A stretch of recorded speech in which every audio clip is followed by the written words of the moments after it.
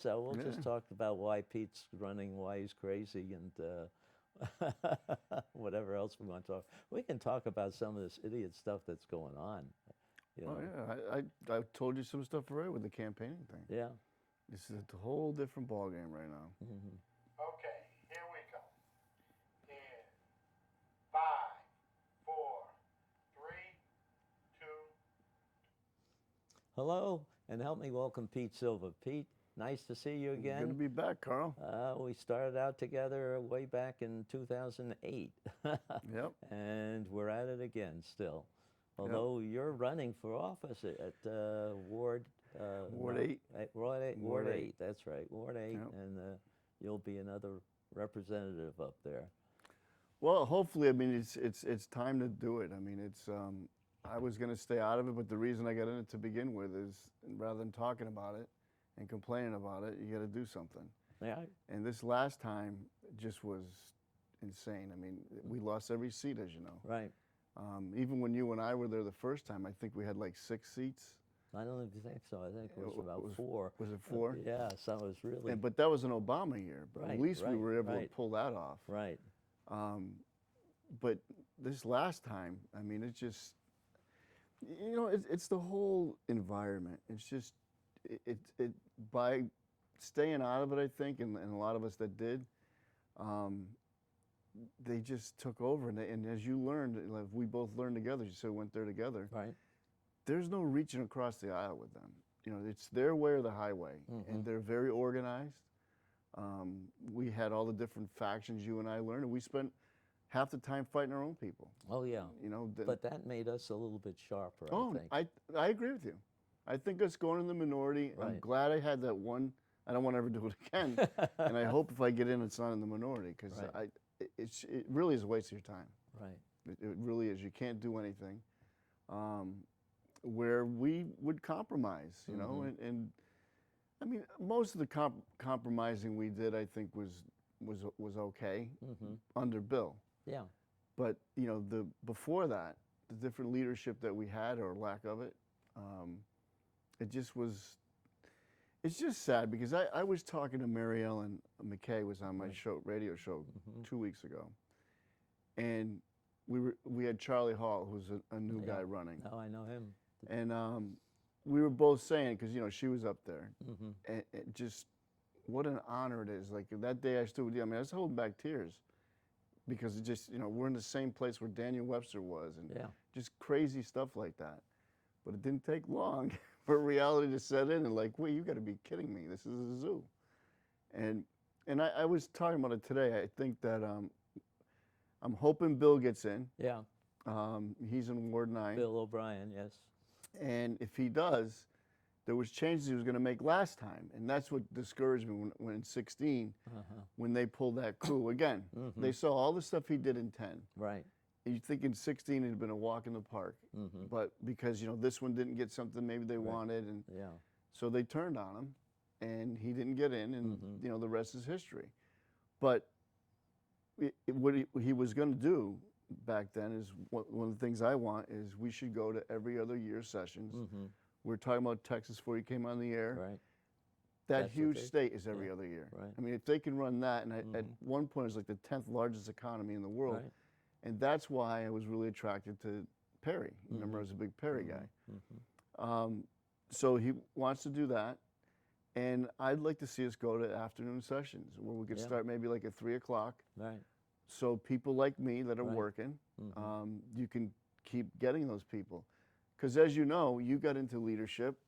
Once you do that, it's a full-time job for a few months a year. Right. Right. And depending on what level you were, when I was the majority leader, I mean, I say it all the time, I'm not going to say it cost me my job, but it didn't help. They didn't know nearly the time I spent up there, because I had a job, you know, That you in could upper do it, management. I could do it. Yeah. But you would attract more people like that are still involved.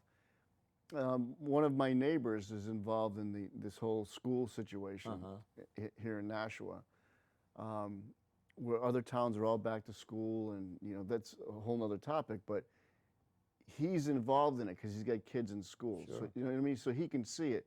it's nice to have people like that age in the State House that when those issues come up, they can relate to them. You know, at my age now, I you know, deal with grandkids and stuff, but it's, you got to be involved. I agree. Yeah, and the 1 year that I was, you know, vice chair, there's not just one committee. There's also subcommittees that you have to have, things like that, and you have to do a lot of research work. So. And you were county chair too. Yeah, that's right. That was the other surprise that I got. I didn't even know that came along with the job until we got over there. That was funny.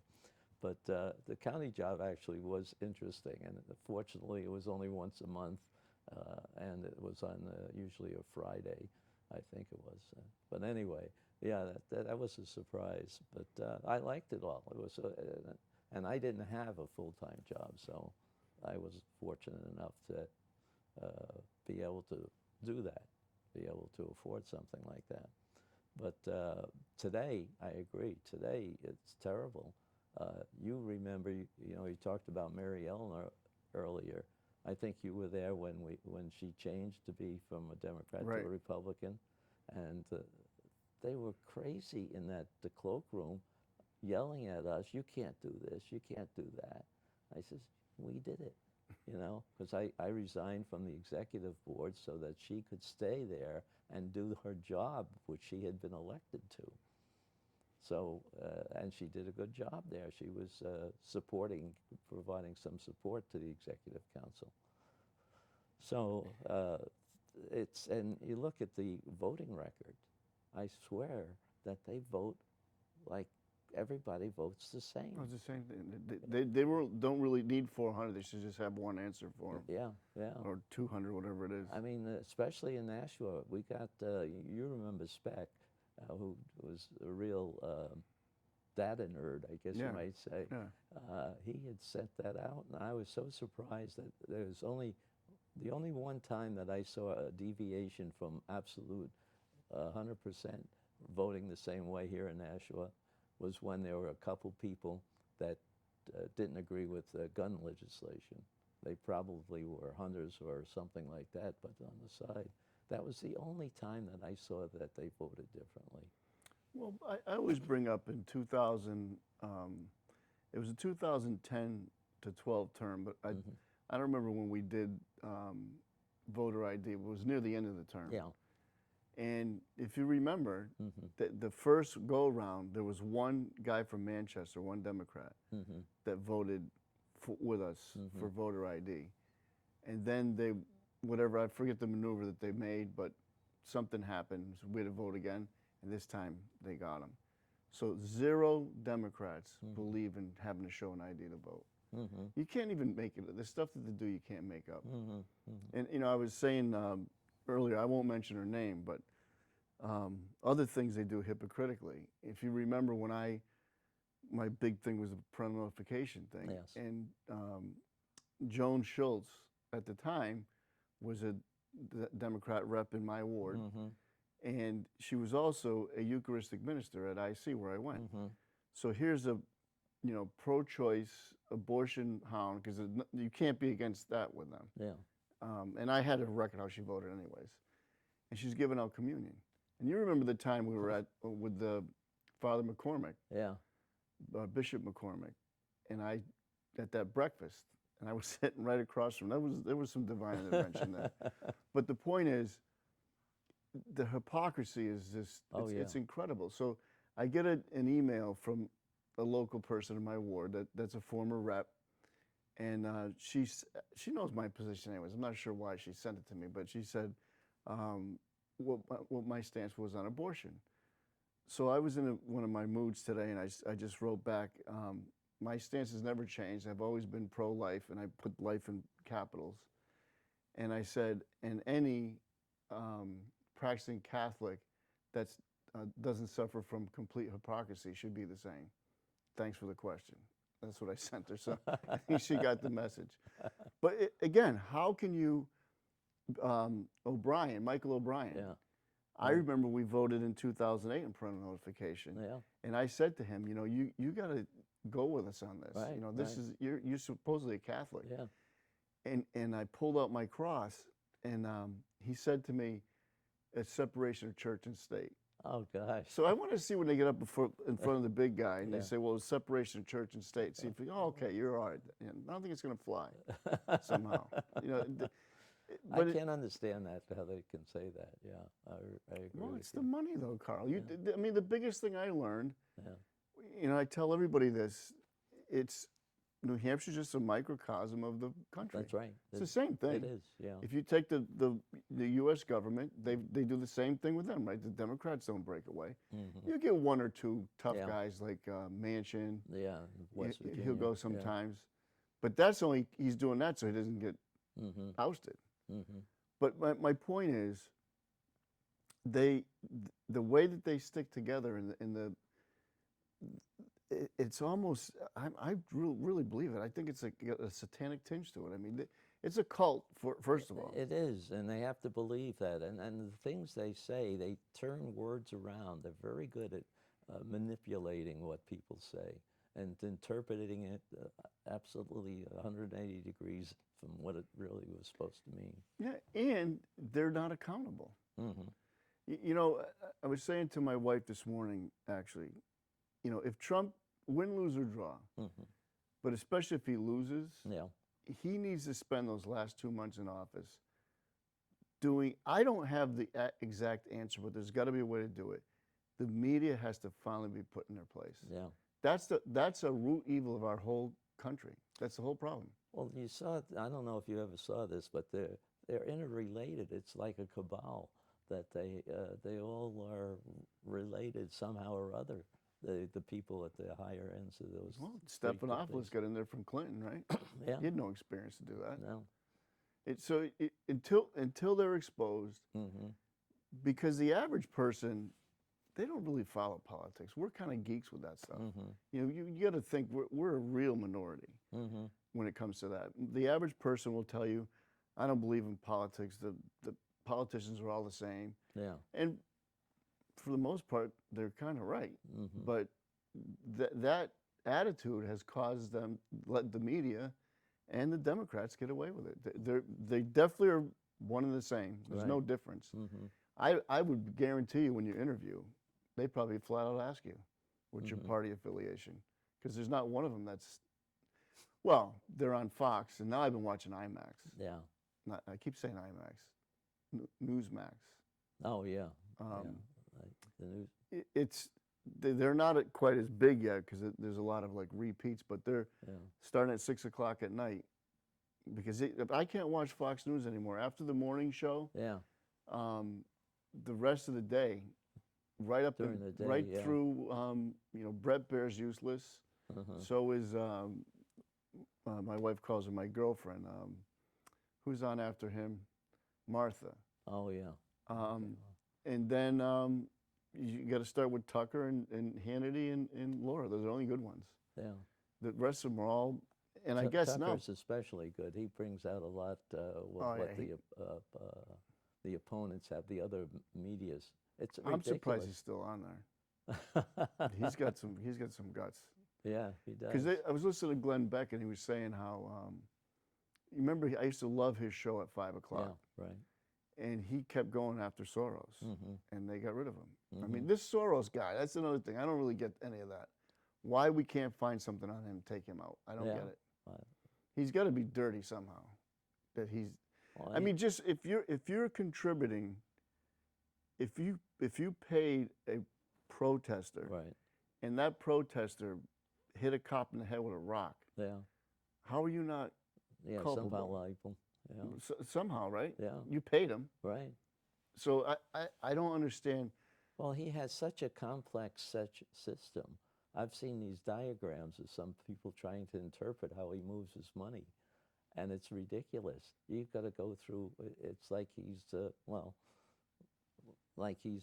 hiding the money. I mean, it just moves around to a whole bunch of different. And then he brings some of those other foundations along with him.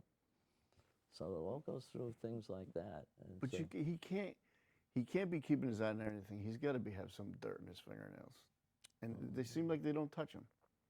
well, And you you know, should when, at least take away his citizenship, I think. yeah, why not? And that's why I'm hoping that Trump is doing, I call it the rope-a-dope, and he's waiting. And I don't believe the polls the way they are. I mean, you talk to people, there's a lot of people, they're never Trumpers, but just do the simple math of what happened. Right. Somebody said this on the radio yesterday, or I think it was yesterday I heard it. Name one person you know that voted for Trump last time that's not going to vote for him this time. I don't know anyone. Mm-hmm. If anything, they're more emboldened with Trump. Yeah. But if you look at that, then he's already gaining in the black vote. There's numbers in the 20s, some people are saying. That's double what he had last time. There's a lot more black people that are talking favorably about it. Yeah. So, well, because like you said, what do you got to lose? Right. These people have been screwing you for 50 years. Mm-hmm. And that's the part that really, some of these things are just wide in the open. Mm-hmm. Biden being a big supporter of Robert Byrd. Mm-hmm. If a Republican ever did that, if they were praising a guy that was an actual member of the KKK in leadership, you couldn't be in office. He never would have been in office. But yet, if you walk down the street right now on Main Street, and you stop 30 people, and you ask them what party was Abraham Lincoln in, they're going to say Democrat. Mm-hmm. You probably would have to tell them Abraham Lincoln, the one who freed the slaves. Yeah. Which party was he in? Yeah. I would say if you talk to 30, 25 are going to say Democrat. Yeah. And so they don't understand the history at all. Because they're not taught it. Yeah. Back to my point with my neighbor, we were talking about this morning. If they were taught civics in school, just plain and simple, and not twisted, just open up the history book and read it. Right. Well, they're changing the history books now too. Well, I know. So I mean, before it's too late. Yeah. I mean, they didn't spend a lot of time on history that I remember really well in school, but they didn't spin it. They didn't. Right, you didn't know. Like I couldn't think of one teacher that I knew was like a huge liberal or a huge conservative. Well, when my kids went through in Chelmsford, Massachusetts, they went through all the schools there, and they were very good. History was a big thing. That's, of course, when they were doing it, getting ready for the bicentennial and things like that. Oh, that's true, yeah. They really did things, and we were a Minuteman family. We participate with the Chelmsford Minutemen, and we did historic recreations, and it was very interesting. So, yeah, that was a time. We have to do that again. We have to get back to it because they can't say that, all the horrible things that we did. Things change, people getting better. If you go through history, you see the changes that were happening and how people got to that. And I just don't know how they got to where they're at now. I don't understand how it's not like you don't have examples. The most recent one's Venezuela. They want to go to the socialistic society. They don't know it's never worked in history. No. Never. No. Why would it work here? Yeah. I don't. They can see even once you start taxing a little bit more, these guys, what they do, they take their business and go to China. Yeah. All right, you guys want to play like that? See ya. And I mean, it's mind-boggling to me, and it only can be because they're not told. Mm-hmm. And if they're not, there's this utopia of you're going to have free college and free. I mean, anybody with half a brain understands eventually that train runs out of track. Mm-hmm. But it doesn't seem to affect them. And it doesn't seem to affect them even when Biden says, well, we're going to have to put a $3 trillion tax into, but only people making over $400,000 a year. There aren't enough people making over that. No, they'll never unless show you're the going to numbers. tax them 100%. No, they won't show it. Yeah. That's why I keep saying, I don't know why he doesn't do it. Trump needs to do the Ross Perot whiteboard thing. Yeah. Go on in the Oval Office where every network has to show it and just start laying out all the facts. Here's what's happening. If he would just do that, I think it would get to so many people that would say, geez, I never knew that. Because I think, honestly, I've got relatives that they're on the other side, and Yeah. they can't tell you why. All they can tell you is, Orange man bad, Orange man bad. They don't know. They don't even know why he's bad. He's just bad. Okay. Well, he doesn't. He's not the type of gentle type of person that talks all softly about things.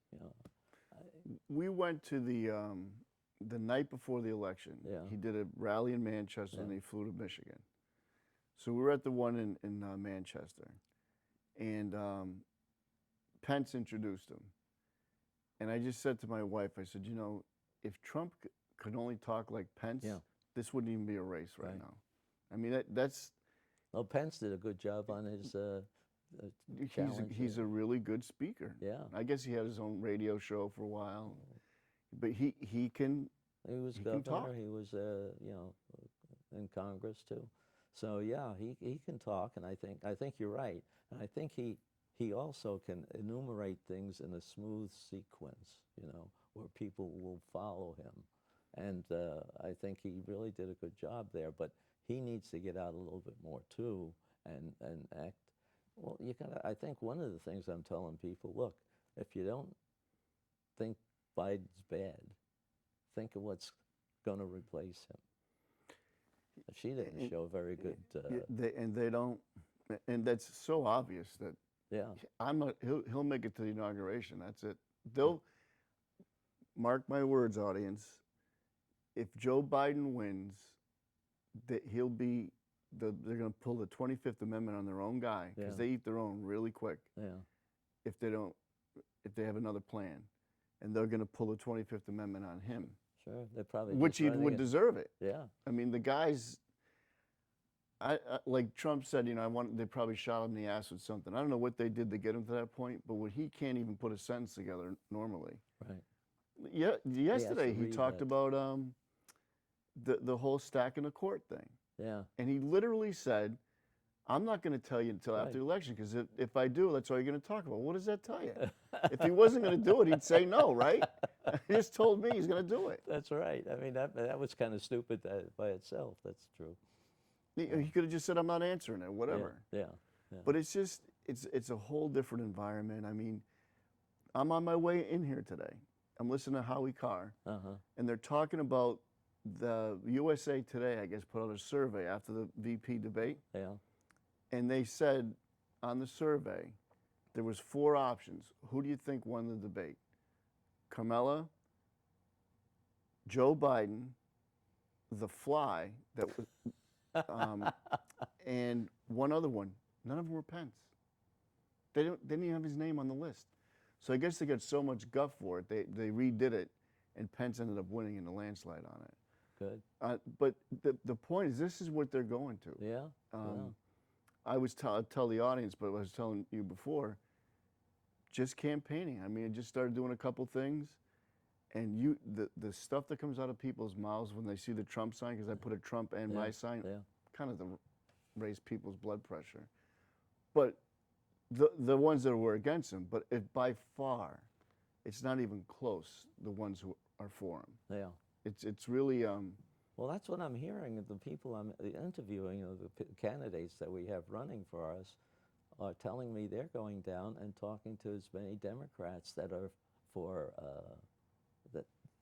Trump that they're surprised. But that's why they're not. They're talking to everybody. If you are a level-headed and you have all of your faculties together, I could see how you could maybe hate Trump. I could see that, just because of some things that he might have done, whatever. But is it enough to vote? Basically, you're committing suicide if you vote for Biden. You're cutting your own throat. So you just stay home and shut up. That's what I would say. But the people who actually go to the length that what is in their head that they put his sign in their yard is, that's an illness. I can see you just being, no matter what, you're going to be a Democrat, you're going to vote Democrat, which is the most moronic thing I've ever heard in my life. But I just can't see how you could actually support this guy that's going to destroy you. He's going to destroy this country. Because it's not him, like you said. It's all the people behind him. He'll just be And a he has a puppet lot at of, best. that's right. I mean, he's being led around now. Oh, yeah, sure he is. I mean, that's why he was hiding in his basement. I mean, they wrote everything for him. Well, look at some of the other things he gets away with. What about the whole, when he was talking to the president of Ukraine there and saying yeah. that, you know, you're going to drop that or I'm leaving in 5 hours and you're not getting that $1 billion. Right. Like bragging about it. Yeah. It's all on tape. And nobody's Nothing. excited about that. Nothing.